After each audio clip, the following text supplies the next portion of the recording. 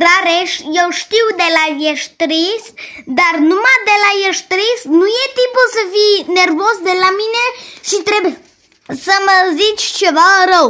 Tu trebuie să respecti pe alții.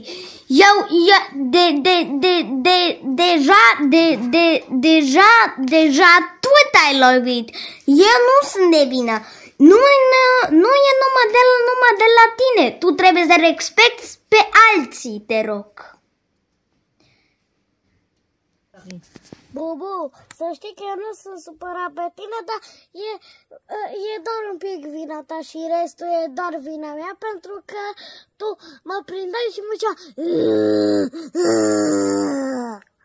și desigur că am vrut să măr pe topogan și am alunecat și am căzut așa.